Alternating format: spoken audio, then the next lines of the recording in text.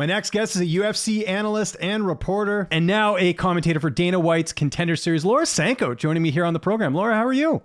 I'm doing great. Busy day. It's always a lot of variety in my life between the UFC work, mom work, and then I live on a ranch, so sometimes ranch duty calls as well. But yeah, I'm happy to be here. Thank you for having me on. No, thank you for fitting me in. I know you got a busy schedule. At least we're on an off week, right, with the UFC, so there's a little bit of breathing room. But I wanted to start first with this Contender Series commentary gig. Congratulations. This is something we talked about years ago. I think when I first interviewed you about, getting to do commentary for, a pretty big promotion, in this case, Dana White's Contender Series. When did you know this was a possibility? When did you have an idea that this could be a role that was going to be in your lap, so to speak, and getting this tremendous opportunity? Well, in my head, it was always a possibility, but Yeah. in my head and reality are sometimes two different places. So I didn't know. It really was not like something that we took, baby steps. I was taking steps toward on my own in terms of working at the LFA and doing commentary there and in Invicta as well. But it was a surprise in terms of my work with the UFC. It had been discussed for, it's something I had been bringing up for years.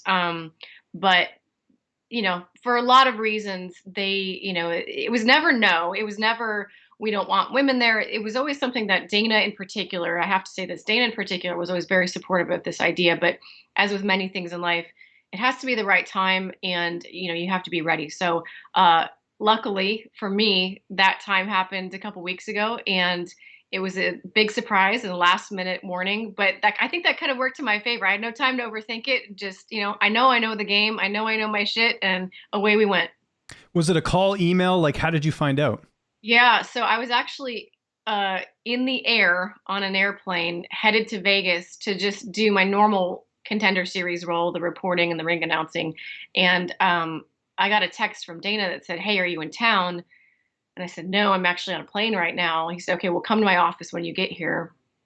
And anybody who's ever gotten a text, "Come to my office," whether it's your principal or your boss or, the spousal, "We need to talk" text, it felt like that. I was like, oh, this could either be great or this could be really bad. And to be honest, you just never know. So I was nervous to get that text, but hopeful. And yeah, I went to his office when I landed, and it was great. He just said, we've really appreciated the work that you've put in over the last couple of years in particular. But I've been at the UFC, I think, longer than people realize, and was working at the UFC before Contender Series was even a thing. So just we appreciate the work you've put in the last couple of years, and you've been killing it on the weigh-in show, and you've been killing it on quick hits and backstage reporting and reporting for a pay-per-view. Now, I mean, all of the things that I've done. He was very complimentary of, and he said, and you know, you want to call these fights tomorrow? That's kind of how he said it. I said, I mean, I think I swore because that's kind of how I talk when I'm not around my children. I said, "Fuck yes, I do." Good. So he said, "Now listen, we can hold off a week if this is too last minute for you. Um, if you need a little bit more time to prepare." I was like, "No, no, no, no, I got this." So yeah, I was happy, and it was a big surprise. What's been the feedback like?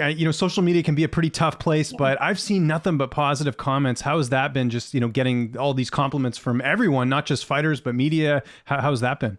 It's been huge. I can't tell you how rewarding it is to have people's people whose opinions I really respect. There's always going to be a handful of people that hate anything I Right. do or hate anything anybody does. There are certain people I think I could rescue a puppy from a burning building and they'd find something shitty to say about it. But Yeah.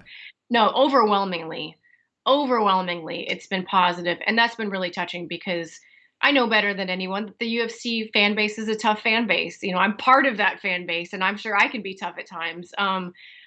So I was a little nervous about what the reception would be like, but it's been amazing. It's been great, and there are so many people that deserve my thanks in sort of helping me have those moments along the way, whether it was calling me an analyst before the UFC was calling me an analyst, or all of those little intermediary steps that kind of helped this come to fruition. There were a lot of people that would publicly state, "No, wow, she really knows what she's talking about. She can she can do more than just ask intelligent questions. She's worthy of having an opinion on this sport. A lot of those people kind of circled back and said nice things, and that was really cool. So yeah, it's been awesome.